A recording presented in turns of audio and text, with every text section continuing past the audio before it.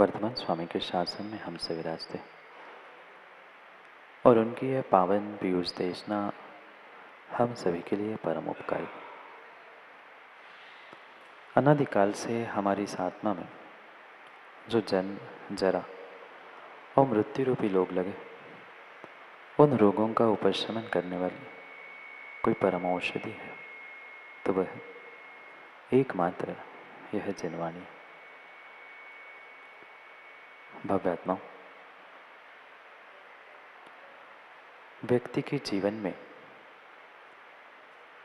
सफलता, कामयाबी बहुत मायने रखती। चाहे क्षेत्र कोई भी क्यों ना, पर हर इंसान, हर मनुष्य, हर व्यक्ति अपने जीवन के प्रत्येक कार्य में, प्रत्येक क्षेत्र में सफल होना चाहता, कामयाब होना चाहता। और शायद आप सभी भी यही सोचते हैं कि हम जो दिन रात का पुरुषार्थ कर रहे हैं, मेहनत कर रहे हैं, कुछ ना कुछ सफलता तो हमें जीवन में अवश्य ही मिले। पर ये बात आज समझने की आवश्यकता है कि इतना पुरुषार्थ, इतनी मेहनत, इतना सब कुछ करने के बावजूद भी व्यक्ति को जितनी जैसी सफलता चाहिए, शायद उतनी वह सफलता प्राप्त नहीं कर पा। क्या मेहनत में कमी थी? क्या पुरुषार्थ में कमी थी? नहीं थी। मेहनत बराबर की थी, पुरुषार्थ बराबर किया था, जो परिश्रम जितना आवश्यक था उतना भी किया था।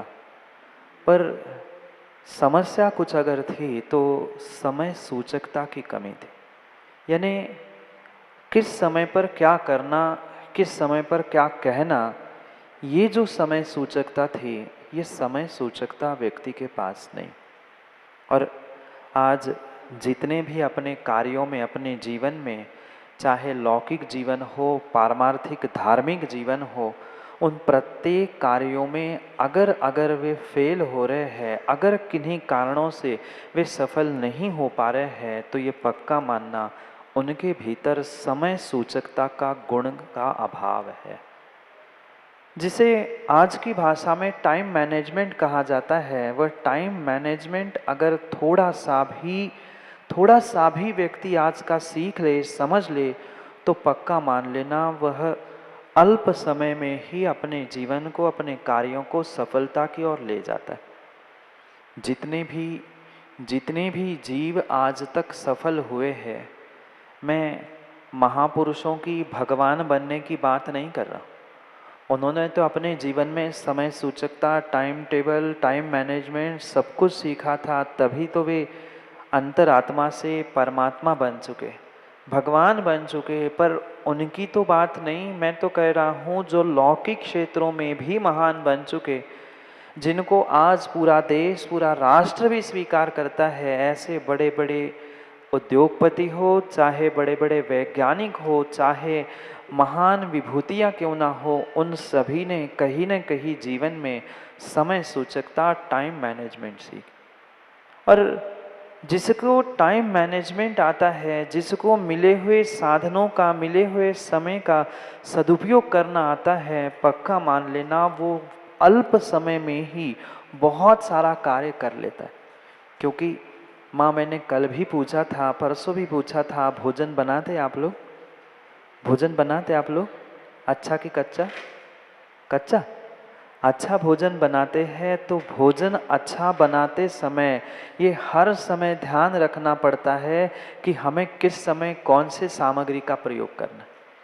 एक सामान्य सामग्री को भी अगर किसी प्रकार से छौंक लगाना है तो भी उसको समय सूचकता का भान होना चाहिए। समझदार माँ समय सूचकता से बहुत अच्छा भोजन बना सकती है, और जिसके पास समय सूचकता नहीं है, समय की, साधनों की जिसको कीमत नहीं है, अच्छे से अच्छी सामग्री देने के बावजूद भी वह उत्कृष्ट भोजन नहीं बना सकता। क्योंकि भोजन मात्र अच्छे सामग्री से नहीं बनता है, भोजन अच्छे सामग्री के साथ समय की सुनियोजता से, समय की सूचकता से ही बनता है। और जीवन में भी अच्छा स्वाद तभी आ सकता है जब जब कभी हम जीवन के कार्यों में समय सूचकता का ध्यान दें। एक से बढ़कर एक से बढ़कर एक सामने निमित्त उपस्थित होने पर भी अगर अगर हम समय पर पुरुषार्थ करना नहीं सीखेंगे, फिर जीवन भर और वर्ष भर भी हम कोसते रहे कि अरे काश मैं समय पर जाग जाता, काश मैं समय पर सदुपयोग कर लेता, काश मिले हुए साधनों का, सामग्री का मैं सदुपयोग कर लेता, तो क्या नहीं हो जाता। अक्सर अक्सर जीवन में यही होता रहा। जब मौका आता है, जब अवसर मिलता है, तब व्यक्ति उस अवसर को, उस मौके को खो देता है, समय को खो देता है और बाद में फिर कोसता रहता है, अरे काश मैं पहले ही जाग जाता। सबके पास सब साधन है, सबके पास सब सामग्री है और सबके पास वही समय है। समय किसी के लिए कम, किसी के लिए ज़्यादा नहीं है। क्या मात्र भारत में ही 24 घंटे है? क्या विदेशों में कुछ 25-26 घंटों का दिन होता है? नहीं होता। देश के किसी कोने में पहुंचो, विश्व के किसी भी कोने में पहुंचो, 24 घंटों का ही दिन होता है। हाँ, ये हो सकता है कहीं दिन अधिक, कहीं रात अधिक, ये घंटों का विभाजन 12-10 आदि कम ज़्यादा हो सकता है, पर 24 घंटे से अधिक कहीं भी समय है ही नहीं।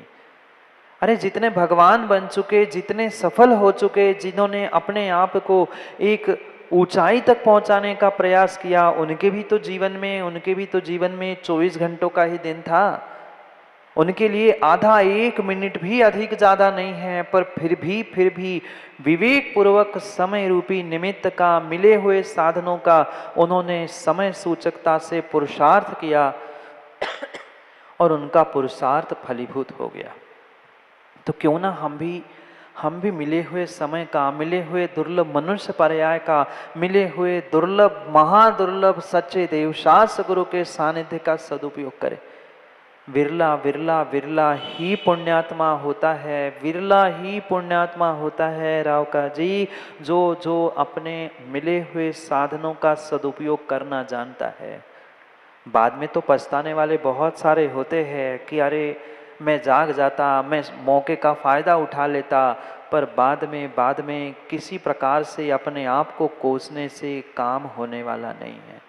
काम होने वाला नहीं है क्योंकि ज्ञानियों ध्यान रखना, बार बार मौका नहीं आता, मौका एक बार ही दस्तक देता है, एक बार ही मौका दस्तक देता है। और समस्या ये है कि अभागे लोग सोते रह जाते हैं, अभागे लोग सोते रह जाते हैं, और जब नींद खुलती है पता चलता है कि कोई दस्तक देने वाला कोई इंसान, कोई व्यक्ति नहीं था। बहुत बड़ा मौका, गोल्डन अपॉर्चुनिटी हमने छोड़ दी। ये पक्का मानना। कल भी आचार्य काम कुमार नंदी महाराज ने यही समझाने का प्रयास किया था कि जो सुबह उठकर सबसे पहले भ्रमणशील होता है, अपने शरीर को निरोग करने का प्रयास करता है, वहाँ का वातावरण, वहाँ की वायु, वहाँ की सुगंधित, वह एक एक बहने वाली वायु को ग्रहण करते हुए नियम से जो अपने आप को बदलने का प्रयास करता है, उसका जीवन भी सफलता की ओर सहजता से बदल जाता है। मात्र स्वास्थ्य ही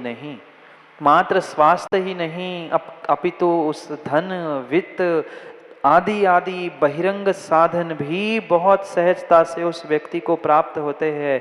पर आज के युवाओं को, और आज के युवा क्या, आज की समाज को कितना ही कह दो, पर कहते ही रहो। वे अपनी निद्रा छोड़कर, वे अपना दीर्घ सूत्री होना छोड़कर कभी प्रमाद से रहित होना चाहते ही नहीं है। आचार्यों ने तो सबसे बड़ी हिंसा अगर किसी को कहा है तो प्रमाद को हिंसा कहा है। तत्वाद सूत्र थोड़ा तो पढ़ा होगा ना, प्रमत्त योगात प्राण व्यपरो प्रणम हिंसा।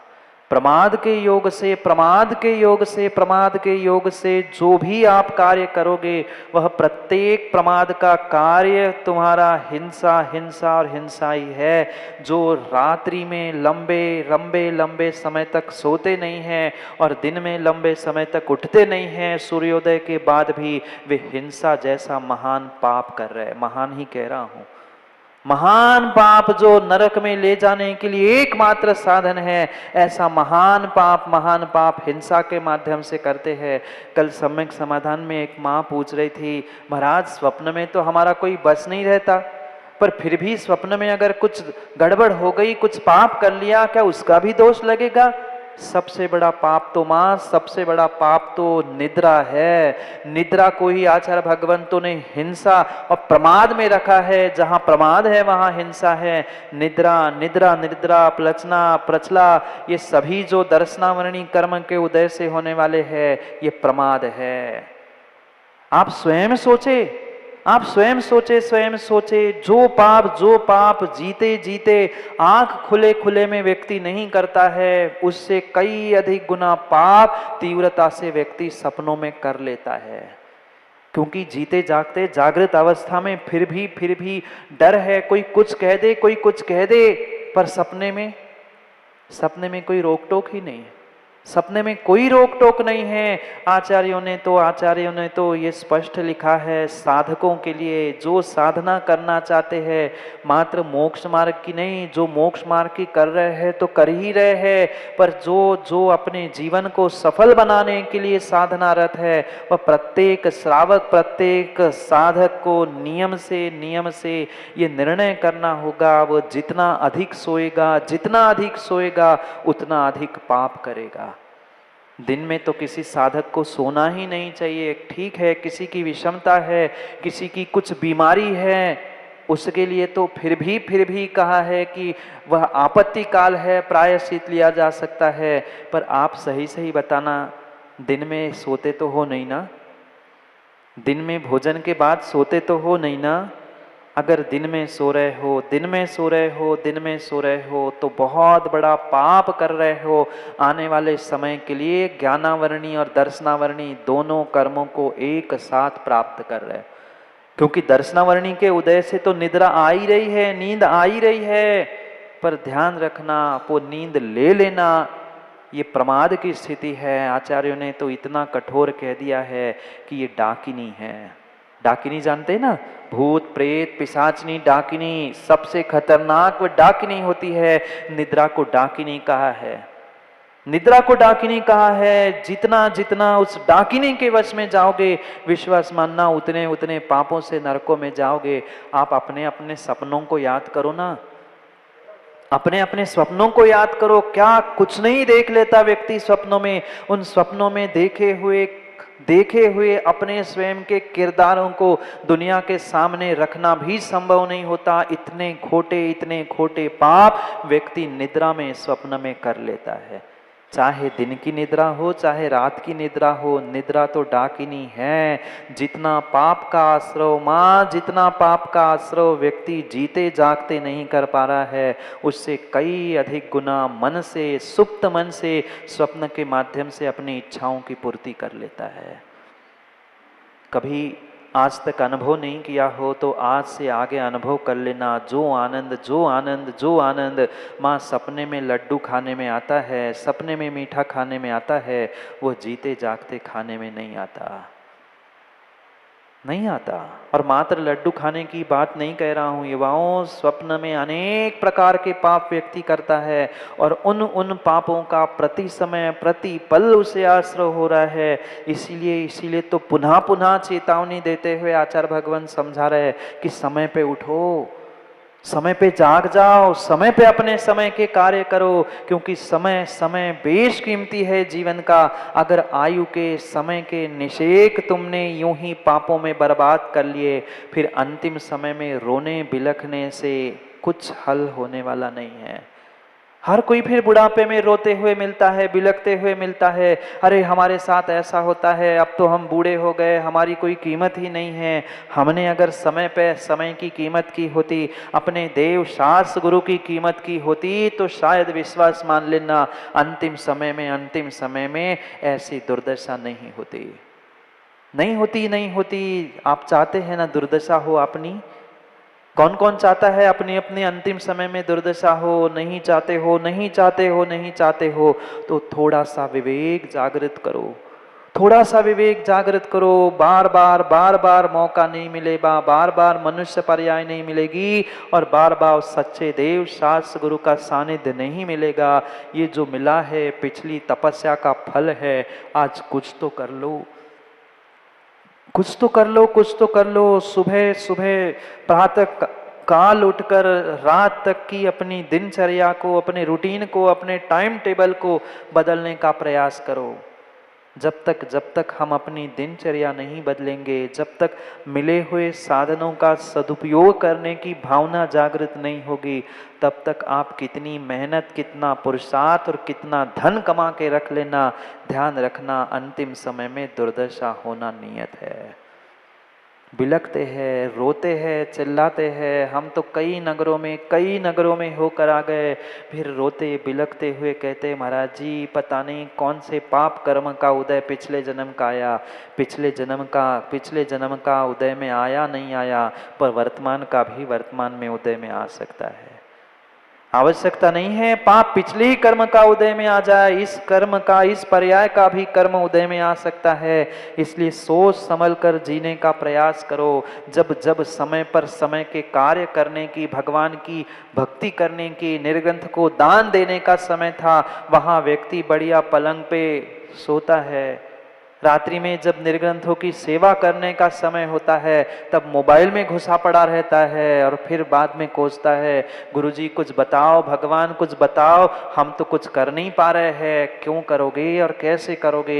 ये कर्म सिद्धांत है, ये कर्म सिद्धांत है। युवाओं ध्यान रखना, जिनको अपने शरीर को निरोग करना है, जिनको माताओं अपने जीवन में चारित्र धारण करना है, उन चारित्रधारियों की अगर सेवा करना आप पुरुषार्थ नहीं करोगे, उनकी सेवा नहीं करोगे, तो कभी निरोग हो नहीं सकते। पढ़ो ना आगम ग्रंथों में, जितने जितने महान बलशाली हुए, उन्होंने कहीं ना कहीं मुनिराजों को औषध आहार दान किया था, कहीं ना कहीं मुनिराजों की सेवा वैयावृत्ति की थी। पिछले पर्याय में, पिछले दिनों में किया हुआ कर्म तब उदय में आया था जब उन्होंने पुरुषार्थ किया, और वे ऐसे बलशाली बने, अगली पर्याय में, मतलब उसी पर्याय में वे मुनिराज बनकर मोक्ष तक उन्होंने प्राप्त कर लिया। महाराज आज मोक्ष चाहिए किसको? पंचम काल में यूं ही मोक्ष होना नहीं है, और मोक्ष में जाके करेंगे भी क्या? मोक्ष में जाके करेंगे क्या? यहाँ कम से कम कुछ आपस में चर्चा करने का समय है, एक दूसरे की खिंचाई, टांग खींचने का समय है, एक दूसरे की बुराई करने का समय मिलता है। माँ सिद्धशिला में जाके क्या है? कुछ है ही नहीं। बहुत सारे युवा आते कहते महाराज वहां तो कोई टाइम पास का साधन ही नहीं है, वहां ना पूनम चंद जी, ना मोबाइल है, ना फोटो है, ना मित्र है, कुछ नहीं है, बैठे रहो अकेले। क्या मतलब? यहाँ कम से कम मित्र है, दोस्ती यारी है, गप्पे तो लगा ही लेंगे, कुछ नहीं हुआ तो टाइम पास तो हो ही जाएगा। इसलिए यही अच्छा है। ये लग रहा है, पर सत्य को सत्य रूप से समझो। ये हमें कुछ मिनटों का सुख लग रहा है, पर कुछ मिनटों के सुख के पीछे हम अपना जीवन और जीवन का बहुत बेशकीमती पुण्य बर्बाद कर रहे हैं, नष्ट कर रहे हैं। सब साधन मिले हैं, पर साधन सामग्री मिलने के बाद भी हमारे पास समय सूचकता नहीं है, समय का विवेक नहीं है। पुनः मैं कह दूं, मौका बार बार नहीं आता, मौका एक आध दो बार ही जीवन में मिलता है। उस मौके का सदुपयोग अगर हमने नहीं किया, फिर जिंदगी भर पछताने के अलावा और कुछ नहीं मिलता। पुण्य कमाने का वही समय है, पाप कमाने का वही समय है, धन कमाने का वही समय है, धर्म करने का वही समय है। समय तो उतना ही होता है। जब शक्ति चरम सीमा पर होती है, उसी समय सब कार्य करने होते हैं। कई सारे लोग यही कहते हैं अभी तो समय ही क्या है, अभी तो हमारी उम्र ही क्या है, 30 35 40 की तो है, अभी तो पूरी जिंदगी पड़ी है। क्या पता है अगले दिन जिंदगी बचेगी? क्या निर्णय है कि 70 80 90 100 साल तक आपकी उम्र होगी? कोई ठिकाना नहीं है, कोई ठिकाना नहीं है प्रमोद जी, कोई भरोसा नहीं है। कब किसकी आंख मिच जाए, कब किसकी आयु समाप्त हो जाए, कोई ठिकाना नहीं है, कोई ठिकाना नहीं है। इसलिए एक एक मिनट, एक एक पल ऐसा पुरुषार्थ करो, ऐसा पुरुषार्थ करो, ऐसा पुरुषार्थ करो जिसके माध्यम से हम पुण्य को प्राप्त करने का प्रयास करें। पर क्या करें, पर क्या करे, क्या करे? काला जी के मित्र कहते हैं, विजय काला जी के मित्र कहते हैं, पुण्य भी संसार है, पुण्य भी कर्म बंध है, पुण्य भी है ये है, पुण्य छोड़ो, पुण्य छोड़ो, पुण्य छोड़ो। बेचारे पाप छोड़ नहीं पा रहे हैं और पुण्य छोड़ने की बातें कर रहे हैं। घर की भोग विषय वासनाओं को तो छोड़ नहीं पा रहे हैं और सच्चे देवशास्त्र गुरु के राग को छोड़ने की बात कर रहे हैं। कैसे मित्र है विजय जी? मित्रों की कह रहा हूं, समझ रहे होंगे आप। क्या करें, क्या करे, क्या करे? श्रावक के श्रावक के श्रावक के अपने उसके योग्यता के अनुसार उन्हें उपदेश देने की आवश्यकता है। अरे ज्ञानी, पहले पाप तो छोड़, पहले पाप तो छोड़, पहले विषय वासना भोग और घर के रागों को तो छोड़ और फिर जाकर कह देना पुण्य है, पुण्य छोड़ना है। छोड़ना है, पर अरिहंत बनने तक, अरिहंत बनने तक, अरिहंत बनने तक ये पुण्य और ये पुण्य ही काम में आएगा। क्योंकि बिना पुण्य के अरिहंत पद भी प्राप्त नहीं होता और अरिहंत बने बिना, अरिहंत तीर्थंकर बने बिना कोई सिद्ध हो ही नहीं सकता। अरे अरिहंत सिद्ध तो बहुत बड़ी बात कह रहा हूं। निर्ग्रंथ मुनिराज बनने के लिए भी कई जन्मों का पुण्य चाहिए और माताओं, निर्ग्रंथ बनने के लिए नहीं, निर्ग्रंथ के दर्शन करने के लिए भी कई जन्मों का पुण्य एकत्रित होता है। तब जाके कभी निर्ग्रंथ गुरु का सानिध्य मिलता है। पूछ लो, वे सवाई माधोपुर से आए ना श्रावक, जिनको सहजता से मिलता है, लखनऊ के ज्ञानियों तुम्हें कीमत नहीं है। जिनको वर्षों वर्षों तक चातुर्मास निर्ग्रंथों के नहीं मिले हैं, उनसे जाकर पूछ लेना कि निर्ग्रंथ साधु का 1 घंटे का, 1 दिन का, चंद मिनटों का सानिध्य क्या होता है। क्या करें महाराज, हम राग द्वेष में, अपने पराये में, इसके उसके में लगे हुए हैं। धन कमाने से फुर्सत मिले तो हमें गुरु की, साधु की कीमत है। मैं निर्ग्रंथ भगवान बनने की बात नहीं कह रहा हूं। निर्ग्रंथों के दर्शन करना भी कई जन्मों के पुण्य के उदय से प्राप्त होता है। दर्शन मिल गए, पुराना पुण्य तुम्हारा नष्ट हो चुका।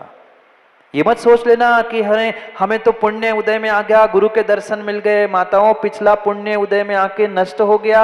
अब अगले पर्याय के लिए, अगले दिनों के लिए क्या पुण्य एकत्रित कर रहे हो?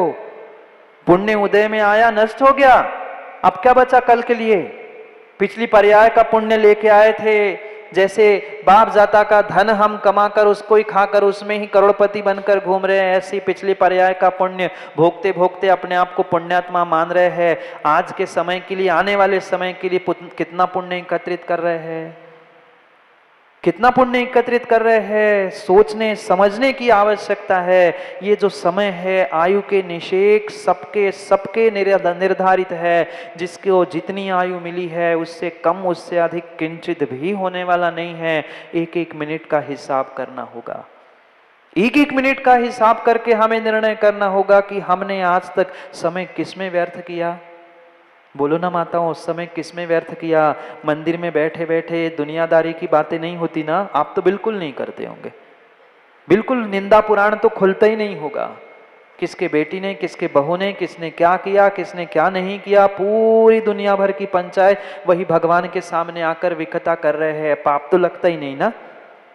पाप तो नहीं लगता ना?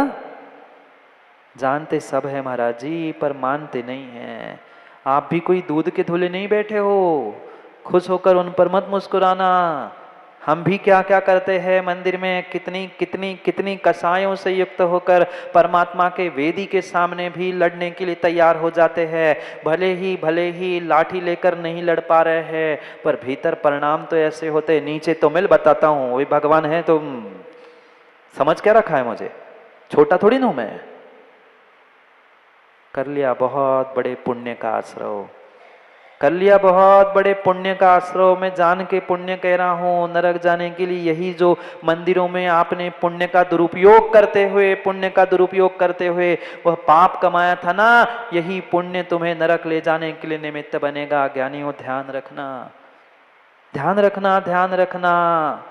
सम्यक दृष्टि जीव, सम्यक दृष्टि जीव, सम्यक दृष्टि जीव अपने जीवन के एक एक पल, एक एक क्षण ऐसे ऐसे ऐसे जीने का प्रयास करता है, ऐसे जीने का प्रयास करता है जो मात्र और मात्र उसके उसके आत्म कल्याण के लिए हो। वह चर्चा भी करेगा, किसी धर्मात्मा से बात भी करेगा तो धर्म को लेकर ही चर्चा करेगा। राग द्वेष की विकथाओं में वो कभी नहीं उलझेगा, कभी नहीं उलझेगा। ये सम्यक दृष्टि की पहचान है। और करे हम अपने सम्यक दर्शन की, अपनी सज्जनता की पहचान कि हम वास्तव में कितने सम्यक दृष्टि, कितने सज्जन हैं और कितने अभागे हैं। हाँ, आज काम कुमार नंदी महाराज पूछने वाले हैं कि अभागा कौन, कौन अभागा है, कौन अभागा है? जिसके पास धन नहीं है वो अभागा नहीं है, जिसके पास 2 समय रोटी खाने के लिए नहीं है वो अभागा नहीं है, जिसके पास पहनने के लिए कपड़े नहीं है वो अभागा नहीं है। सबसे बड़ा अभागा वो है जिसको गुरु सामने आने पर, साधु सामने आने पर भी, जिसको साधु को देखने के लिए, दर्शन करने के लिए, उनकी व्यवस्थाओं के लिए समय नहीं है। संसार में सबसे बड़ा अभागा वही है। आपकी नहीं कह रहा हूं, जो अभागा है उनकी कह रहा हूं। परीक्षा करे, सामने से इतने कठोर शब्दों में लिखा है, सामने से कोई निर्ग्रंथ भेष पिछी कमंडलधारी आते हुए देखने के बाद भी अगर कोई व्यक्ति खड़ा होकर उनकी विनय नहीं कर पा रहा है, चाहे कितने श्रेष्ठ कार्य में क्यों ना हो माताओं, खड़ा होकर पर आपने खड़े होकर साधु की विनय नहीं की है, मिथ्या दृष्टि रुच्यते। भगवती आराधना में आचार्य भगवान कहते हैं वो मिथ्या दृष्टि, घोर मिथ्या दृष्टि है, जो बहाने बनाते हुए ये कहता है हम तो पूजा कर रहे थे, हम तो जाप कर रहे थे, हम तो सामायिक कर रहे थे, वो अभागा है। और कठोर शब्दों में कह रहे हैं, और कठोर शब्दों में कह रहे हैं। पहले पढ़ते हैं 2 श्लोक जहां समय सूचकता के साथ साथ आचार्य भगवान समझा रहे हैं कि अगर समय को समझते हुए, मौके को समझते हुए तुमने मौके का फायदा नहीं उठाया है, तो ध्यान रखना तुम्हारे जैसा अभागा इस संसार में कोई नहीं है, तुम्हारा जैसा अभागा कोई नहीं है। पुनः ध्यान दे, मात्र मुनिराज और भगवान बनने के लिए पुण्य नहीं, मुनिराज के दर्शन करने के लिए, मुनिराज की सेवा करने के लिए, मुनिराज के चरण स्पर्श करने के लिए, मुनिराज को आहार देने के लिए, मां आहार नहीं, मुनिराज को पड़गाने के लिए भी पुण्य चाहिए पड़ता है। मैंने पर्यूषण में बताया था, एक सेठ सेठानी थे, जीवन भर एक बार भी मुनिराज को दान देने का उनके पुण्य नसीब में नहीं था, पर प्रतिदिन वह घर के बाहर पड़गान करते थे और पड़गान प्रतिदिन श्रद्धा से नवदा भक्ति का फल ऐसा मिला कि वह अगली पर्याय में उन्होंने मोक्ष भी प्राप्त कर लिया, एक बार भी आहार ना देते हुए। आज की माताएं तो और खुश हो गई, बहुत, इसलिए ताली बजाली। बहुत अच्छा बताया महाराज जी, हम रोज पड़गान करेंगे, जिस दिन महाराज नहीं होंगे, महाराज आएंगे तो उस दिन हम निकल जाएंगे और रोज पड़गान करके हम भी मोक्ष चले जाएंगे बिना दान के। वो काल अलग था, उनकी श्रद्धा अलग थी। हम सोचे, हम विचार करें कि सामने निर्ग्रंथ मुनिराज है, हमारे घर से आधे 1 किलोमीटर पर भगवान का मंदिर है, फिर भी युवाओं को वह मंदिर में आने के लिए 12-12, 10-10 बज जाते हैं। वह माता पिता धिक्कारने योग्य है, संतानों को नहीं। सबसे अधिक दोष उन माता पिताओं का है जिनने लाड़ में उनको बिगाड़ के रखा है। ये लाड़ ही तो है, ये लाड़ के कारण तो बिगाड़ के रखा है। समझदार माँ अपनी संतान, अपने परिवार को सुबह उठकर सबसे पहले मंदिर ले जाने का प्रयास करती है। ये मत कह देना पिताओं की बेटे मानते नहीं हैं, संतान मानती नहीं है। मात्र जन्म देने के लिए अपनी विषयों को पूर्ण करने के लिए संतानों को जन्म मत दो, उनको साथ में संस्कार भी दो, उनको साथ में धर्म भी सिखाओ, उनको साथ में ये नीति, ये व्यवहार भी सिखाओ। क्योंकि चिड़िया पशु पक्षी भी जन्म देना जानते हैं, फिर उन तिर्यंचों में और मनुष्य में अंतर क्या है? मनुष्य में अंतर क्या है? आज आज जो मंदिर क्षेत्र वेदियां सुनी पड़ी है, उसके पीछे यही कारण है। ना व्यवहार नीति जानता है, ना धर्म नीति जानता है, ना धन कमाने की नीति जानता है। मात्र भौतिकता में इस कदर डूब चुका है व्यक्ति कि उसको उससे उठने का, उभरने का समय ही नहीं मिल रहा। जब बुजुर्ग ही नहीं संभल पा रहे हैं अपने आप को, बुजुर्ग ही नहीं संभाल पा रहे अपने आप को, आने वाली पीढ़ी को कहने से क्या होगा? आने वाली पीढ़ी को दोष देने से क्या होगा? हम स्वयं समझे। हाँ, माता पिता जाते हैं, माता पिता तो कर रहे हैं, फिर भी संतान नहीं मान रही है तो समझ में आता है गलती संतान की, नौ पीढ़ी की है। पर घर के बुजुर्ग ही 8-9 बजे तक बिस्तर से नहीं उठते, बिस्तर पर पड़े पड़े ही बेड टी शुरू हो गए आजकल। वहीं पे चाय चलती है, वहीं पे नाश्ता पहुंच जाता है, कुछ करने की आवश्यकता ही नहीं है। घर से नहीं मिलता तो बाहर से फ़ोन पे ऑर्डर दे जाते हैं, वह घर बैठे पलंग पे बैठे बैठे सब होम डिलीवरी है। पुण्य की होम डिलीवरी, स्वर्ग की और मोक्ष की होम डिलीवरी नहीं, आजकल तो साधु की भी होम डिलीवरी हो गई। आ जाओ महाराज जी, घर में चरण रख लो, काम हो जाएगा। नहीं माँ, ऐसा संभव नहीं है। कुछ समय की इस सूचकता को, समय की कीमत को समझने का प्रयास करो। छठे काल में साधु मिलने वाले नहीं हैं, छठे काल में परमात्मा मिलने वाले नहीं है, छठे काल में कोई धर्म का उपदेश जिनवाणी आपको मिलने वाली नहीं है। अभी अभी पंचम काल के में महानगरों में इतनी दुर्लभता हो चुकी है, फिर आने वाली 25, 50, 100 नहीं, पूरा पंचम काल अभी 18,000 वर्ष का लगभग बाकी है। क्या क्या विडंबना होगी, विचार करना। जाना है छठे काल में? नहीं जाना है तो सोच लो, विचार कर लो। मौका पुनः पुनः नहीं आएगा, मौका पुनः पुनः नहीं आएगा। कहना पड़ता है कि साधु आ रहे हैं, सब मिलकर उनकी आगवानी करने के लिए चलो। पहले समय था, हर व्यक्ति अपना काम छोड़कर, अपना व्यापार, अपना भोजन तक छोड़कर निर्ग्रंथों की आगवानी करने के लिए पहुंचता था, क्योंकि हमारे नगर में साधु आए हैं, हमारे कॉलोनी में साधु आए हैं। आज तक 50 व्हाट्सएप भी चला लो, एक फोन करके भी कह दो तो भी कहते हैं अभी टाइम नहीं है, महाराज से कह देना दोपहर में आना, सुबह टाइम नहीं रहता। कैसी विडंबना है। हम उनके समय को तो बदलना चाहते हैं, पर हम अपने समय को, अपने जीवन को, अपने आप को बदलने का प्रयास ही नहीं करते। वह घोर पापी है जो दिन निकलने के बाद, सूर्योदय होने के बाद भी बिस्तर नहीं छोड़ पाता। मैं नहीं कह रहा हूँ, काम कुमार नंदी महाराज कह रहे हैं, आपके सामने श्लोक इसलिए रखे हैं कि मेरे से लड़ने मत आना। मैं किसी को कुछ नहीं पापी कह रहा हूँ, सबको सबकी अपनी अपनी हरकतें पता है, सबको अपने अपने कार्य पता है। आप स्वयं निर्णय करें कि हम कितने पुण्यात्मा, कितने पापी, कितने धर्मात्मा और कितने ढोंगी है। पढ़े श्लोक को 60 और 61 नंबर के 2 श्लोकों से आचार्य भगवंत हमें समझा रहे हैं। पहले हम पढ़ते हैं दोनों श्लोकों को और फिर आप पढ़ने का प्रयास करना।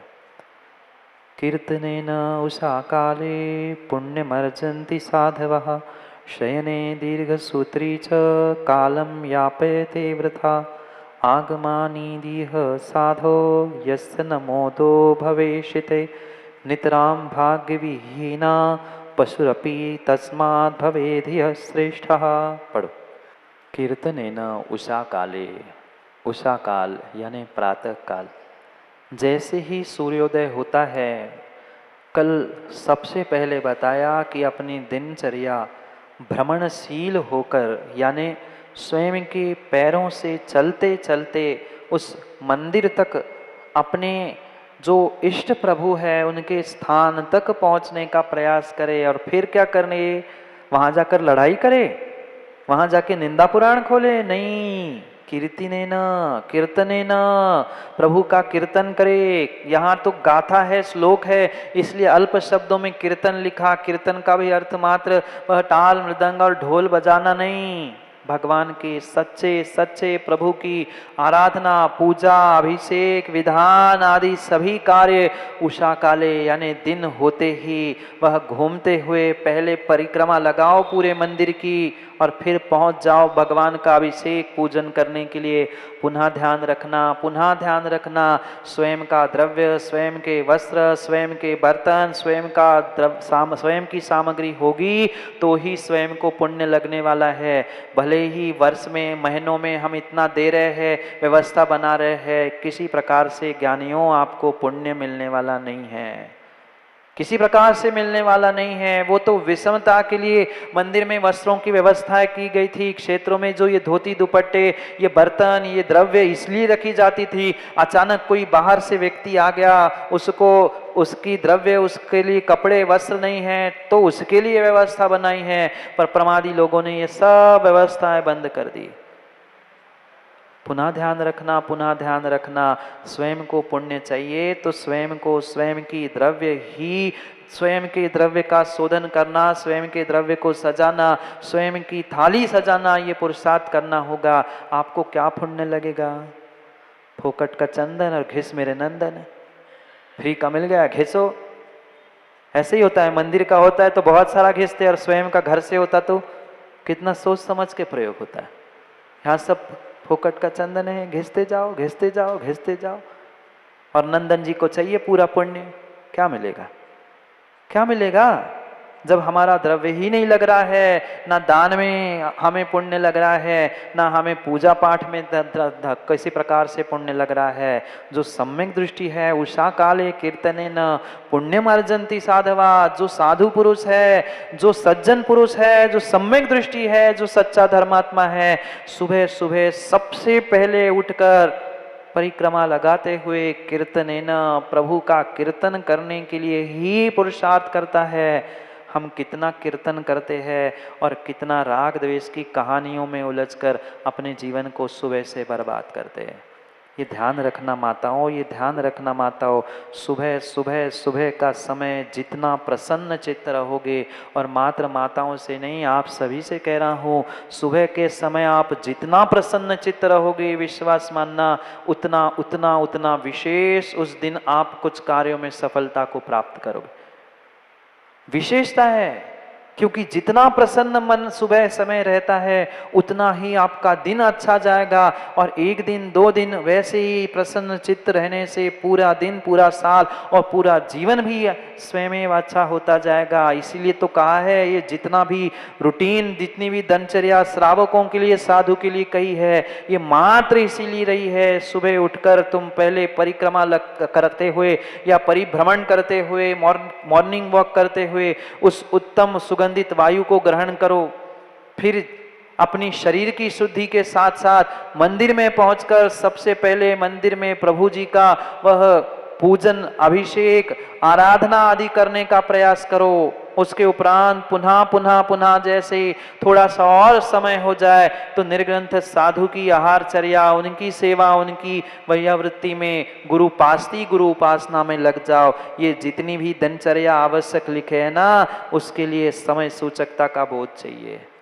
पता चला 10 बजे 11 बजे अभिषेक के लिए पहुंच रहे हैं, पता चला सुबह का स्वाध्याय शाम को चल रहा है, कुछ समय का बोध ही नहीं है, पुण्य मिलने वाला नहीं है। जो सम्यक दृष्टि धर्मात्मा है वह प्रति समय अपने टाइम को मैनेज करते हुए जो व्यवस्था लिखी है उस व्यवस्थाओं में ही जीने का प्रयास करता है। और जो ऐसा नहीं करता, शयने दीर्घ सूत्री च कालम यापते वृथा, वह पापी जीव, प्रमादी जीव जो आलस करता है, प्रमाद करता है, कुशल क्रियाओं में प्रमाद करता है। ठीक है, 8 बजे क्या 10 बजे अभिषेक करना है, भगवान कहाँ नाराज हो जाएंगे? उठाओ, रख दो थाली में, ढाल दो, हो गया अभिषेक। नहीं, उषा काल मतलब प्रातः काल में सूर्योदय के साथ ही भगवान का अभिषेक पूजन होना चाहिए। अन्यथा जो ऐसा नहीं करता है, कालम यापयते वृथा, वह व्यर्थ में अपने जीवन के काल को व्यर्थ गमाता है। शयने दीर्घ सूत्री च, जो सोने में अपने जीवन को बर्बाद कर रहा है। सोने में शयने यानी सोने में, दीर्घ सूत्री यानी लंबा समय जो सोता है ना, 8 बजे 9 बजे 10 बजे 11 12 2 बजे तक आज के युवा सोते मिलते हैं। कितनी विडंबना है। और फिर 2 बजे माँ पुचकार के कहती है आजा बेटा अब 2 बज गए हैं, भोजन ही कर ले। ये बहाने हैं, रात्रि में व्यापार है, ये है वो है। अरे ऐसा व्यापार, ऐसा धन कमाना किस काम का जो तुम्हारा रूटीन और तुम्हारा धर्म छुड़ा रहा हो। हमने तो देखा 12 बजे उठ के नहा के, महाराज अब भी तो नहा के डिब्बी लेके आया हूं चावल के। क्या है क्या है क्या है, आज आप नहीं समझोगे। ध्यान रखना 25 वर्ष बाद जो आने वाली पीढ़ी है, ये जो मंदिर जो बुजुर्गों ने इतनी मेहनत से बना के दिए है ना, ये सुरेन जी मंदिर देखने वाले कोई नहीं मिलेंगे। मंदिर देखने वाले, परमात्मा का पूजन अभिषेक करने वाले कोई नहीं मिलेंगे। इसलिए जाग जाओ, चेत जाओ, अभी से जगाने का प्रयास कर लो। साधु का तो पुण्य होगा तो साधु तो कहीं ना कहीं आहारचर्या कर ही लेगा। नहीं आएगा महानगरों में कोई बात नहीं है, पर ध्यान रखो परमात्मा के मंदिरों का क्या होगा। जो बुजुर्गों ने पई पई करते हुए एक पैसा इकट्ठा करते हुए स्वयं के पेट को काट काट कर परमात्मा को विराजमान किया है, परमात्मा के मंदिर बनाए हैं, आज उनकी रक्षा करना, आने वाली पीढ़ी को संस्कार देना, ये आपका दायित्व बनता है। हम बढ़ा नहीं पा रहे हैं, नया कुछ नहीं कर पा रहे हैं। बाप दादा ने दी हुई हमारी इस बपोतियों को अध्यक्ष जी हम बढ़ा नहीं कर पा रहे हैं। कम से कम जो दिया है उसकी सुरक्षा तो कर ले। और सुरक्षा तभी होगी जब आने वाली पीढ़ी को हम हाथ पकड़कर अभिषेक पूजा करने के लिए ले आएंगे। अन्यथा होने वाली नहीं है। सुरक्षा करना आपका दायित्व है, आपको सुरक्षा करनी पड़ेगी, दोनों प्रकार से करनी पड़ेगी।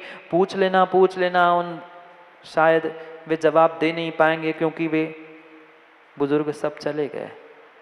जिन्होंने बनाया, जिन्होंने पुरुषार्थ किया, उनसे पूछ लेना कैसे कैसे विषमता के दिनों में और लखनऊ जैसे इतनी विडंबना जैसी स्थिति में उन्होंने मंदिर बनाए, सुरक्षित किए हैं, और हम आज हम उन पर ध्यान ही नहीं दे पाए।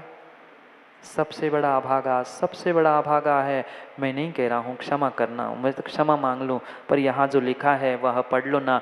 दूसरे श्लोक की तीसरी पंक्ति में लिखा है नितराम भाग्य विहीना, वो भाग्यहीन है, वो अभागा है।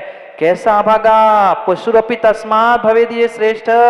रावका जी, उससे श्रेष्ठ पशु है। मेरे से मिलने मत आना, मैं पुनः कह दूं, वहां लिखा है पढ़ो। पशु श्रेष्ठ है, उस अभागे से पशु श्रेष्ठ है। किससे?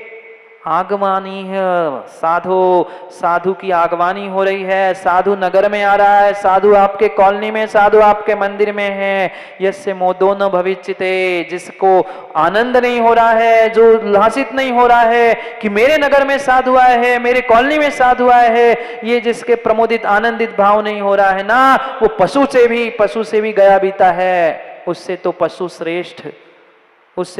श्रेष्ठ है।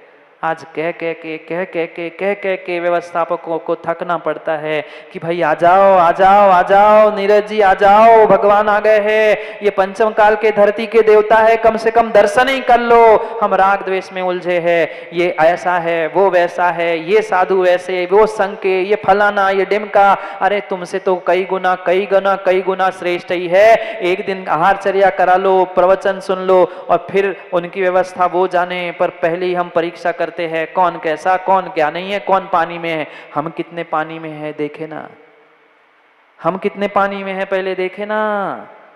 स्पष्ट लिखा है पशुरपि तस्मात् भवेद यह श्रेष्ठा। इतना तो समझ में आ रहा है ना, मैं हिंदी भी तो कर रहा हूं। वह पशु भी श्रेष्ठ है, किससे? उस श्रावक से, उस व्यक्ति से वह पशु श्रेष्ठ है जो साधु साधु साधु की आगवानी होने पर, साधु के नगर आने पर, प्रभु मंदिर में होने पर भी जो सुबह उठकर प्रभु की भक्ति और साधु की भक्ति नहीं कर पा रहा है, इससे अभागा, इससे अभागा, इससे अभागा इस संसार में विकास भाई कोई है ही नहीं है, कोई नहीं है, इससे अभागा कोई नहीं है। भाग्य विहीना, नितराम भाग्य विहीना। तुम चाहे चाहे जितनी माला, चाहे जितनी माँ जप तप उपवास कर लेना, पर जरूरी नहीं है वह कर्मों की निर्जरा हो। पर साधु के दर्शन करने से इतना अचिंत्य पुण्य मिलता है, क्योंकि वे पत्थर के भगवान हैं, वे पत्थर के भगवान हैं, वे तुम्हें कभी उपदेश दे नहीं सकते। साधु के समीप पहुंचकर कभी उनकी चर्या से, उनके मुख से प्राप्त होने वाले उपदेशों को ग्रहण करने का प्रयास करे। सुनने का नहीं, ग्रहण करने का। पर सुनोगे नहीं तो ग्रहण कैसे होंगे? इसलिए सुनना भी पड़ेगा, और मात्र सुनने से नहीं, उसे ग्रहण भी करना होगा। सब कुछ लिखा है आगम में, सब कुछ लिखा है आगम में, पर क्या करे क्या करे क्या करे? जीव समझना ही नहीं चाहता, जीव जीवन में उतारना ही नहीं चाहता। आगमनादि साधो, साधु का आगमन हो रहा है, साधु नगर में है, पर फिर भी व्यक्ति अपने राग द्वेष, अपने रंजिशों के कारण से, कसायों के कारण से अपने कल्याण के मार्ग को प्राप्त नहीं कर पा रहा है। धिक्कार है, धिक्कार है, धिक्कार है। वह जो अपने राग द्वेष की पुष्टि के लिए, अपने राग द्वेष की पुष्टि के लिए साधु का भी उपयोग करना जानते हैं। समझ में नहीं आता कौन से पाप कर्म का उदय उन जीवों का, तीव्र पाप कर्म का उदय उन जीवों का आया है, जो सामने साधु होने पर भी कई सारे स्थानों पर हमने भी देखा, और कई बार मैंने कह भी दिया कि ऐसी स्थिति हमने साक्षात देखी है आंखों से। साधु मंदिर के बाहर खड़ा है और मंदिर पे ताला डालकर अध्यक्ष खड़े हैं, कह रहे हैं कि आप अमुक पंथ के हो, आपके लिए मंदिर नहीं खुलेगा, आप ऐसी क्रिया कर लो, आप हमारे हिसाब से जी लो, आप अपनी व्यवस्था में, आपकी चर्या में। अरे दुनिया की क्या कहना, हमें भी सुनाने वाले, हमें भी समझाने वाले मिले थे, महाराज जी चर्या में थोड़ा सा हेर फेर कर लो, ये व्यवस्था ऐसी चल जाएगी, ऐसी हो जाएगी, तो हम आपको हमारी कॉलोनी में ले जाएंगे, नहीं तो हम नहीं ले जा पाएंगे। हमने कहा भाई तुम्हारी कॉलोनी तुम्हें मुबारक, हमें अपनी चर्या मुबारक। तुम्हारी कॉलोनी से मेरा आत्मा का कल्याण नहीं होने वाला, मेरी चर्या से मेरे आत्मा का कल्याण होने वाला है। आप जानो, आपका काम जाने, हमें आपके कॉलोनी से, आपके नगर से कोई लेना देना नहीं, पर चर्या में किसी प्रकार का समझौता नहीं होगा। क्या करे? आज साधु को चर्या बदलवाने के लिए मजबूर किया जाता है, पर श्रावक अपनी चर्या, अपनी दिनचर्या बदलने के लिए तैयार नहीं है, बिल्कुल तैयार नहीं है। पेट का पानी नहीं हिलना चाहिए तो साधु की व्यवस्था हम कर ले, और नहीं तो फिर साधु नहीं आए सो बहुत अच्छा है। दिखाने के लिए, रौग झाड़ने के लिए लोग आएंगे, हंसराज जी महाराज अरे कि नहीं, हमारे कॉलोनी में चलना पड़ेगा, 30 साल का रिकॉर्ड है। ये तरीका नहीं होता, विनय सीखनी होती, निवेदन क्या होता है ये समझना होगा। साधु के पास आके रौक झाड़ने से तुम्हारा काम नहीं बनेगा। बने रहना कितने ही नेता, और बने रहना तुम अपने रौक झाड़ते हुए सभी काम करके दिखा लेना, पर साधु के सामने अगर तुम्हारे पास विनय नहीं है, निवेदन करने का तरीका नहीं है, तो साधु को कोई जरूरत नहीं है, कोई आवश्यकता नहीं है। इसलिए तरीकों को सीखो। नीति सुधा बिंदु में पुनः रोज नए तरीकों को सिखा रहे हैं कि कम से कम जीवन जीने का तरीका तो सीखो। साधु आने के बाद भी, साधु नगर में होने पर भी तुम्हारी राजनीति छूट नहीं रही है, तुम्हारा अहम टूट नहीं पा रहा है, और फिर भी कह रहे हैं कि हम तो करना चाहते थे, पर ऐसा वैसा बहाने देने से नहीं होता। मैं नहीं कह रहा हूं यहाँ विषय आया है वो भाग्य विहीन है, वो अभागा है, जो साधु को प्राप्त करने के बाद भी उनकी सेवा, उनकी वैयावृत्ति में नहीं लग पा रहा है, उससे पशु श्रेष्ठ है। मैं तो नहीं कह रहा हूं ना, पशु शब्द तो लिखे मिल रहा है ना, श्रेष्ठ भी शब्द दिख रहा है ना, पशु से वह श्रेष्ठ है। पशुरपि पशु से भी, पशु भी उससे श्रेष्ठ है, उस इंसान से, उस मनुष्य से, उस धर्मात्मा से पशु श्रेष्ठ है। अरे श्वान भी जानता है, श्वान भी जानता है किस पे भौंकना किस पे नहीं भौंकना, पर इंसान को विवेक नहीं है। हम किनके सामने कैसा कैसा अपने अपने अपने तमीज और बदतमीजी का प्रयोग कर रहे हैं। धिक्कार है, धिक्कार है, धिक्कार है। साधु को देखने के बाद भी हमारे भाव नहीं बदल पा रहे हैं। मंदिर में प्रतिदिन प्रतिदिन भगवान के सामने माथा पटक पटक पटक पटक के रगड़ने से भी हमारे भाव नहीं बदल पा रहे हैं। धिक्कार है उन मनुष्यों को। मौका पुनः नहीं मिलेगा, मौका पुनः नहीं मिलेगा, मौका पुनः नहीं मिलेगा, पुनः मौका नहीं मिलेगा। जो समय बेशकीमती है, उस बेशकीमती समय का सदुपयोग करना सीखो। पुनः समय नहीं मिलेगा। घड़ी का भी समय हो गया, घड़ी का समय हो गया।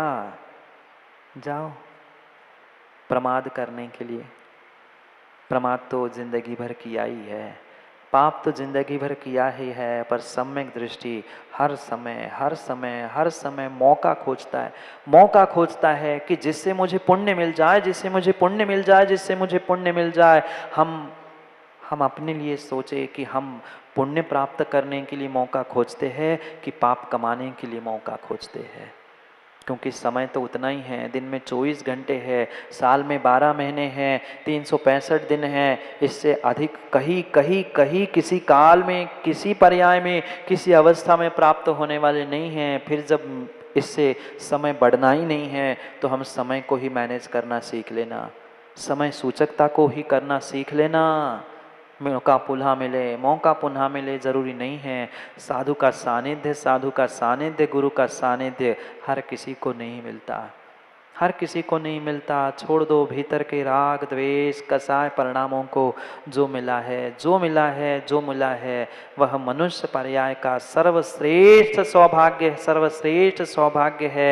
एक बार जंगल में निर्ग्रंथ मुनिराज के दर्शन किए, उनको पड़गाया, आहार दिया और अगली पर्याय में मोक्ष चले गए। हम तो वर्षों से दे रहे हैं। क्या करे, भावों की, श्रद्धा की भीतर की कमी है।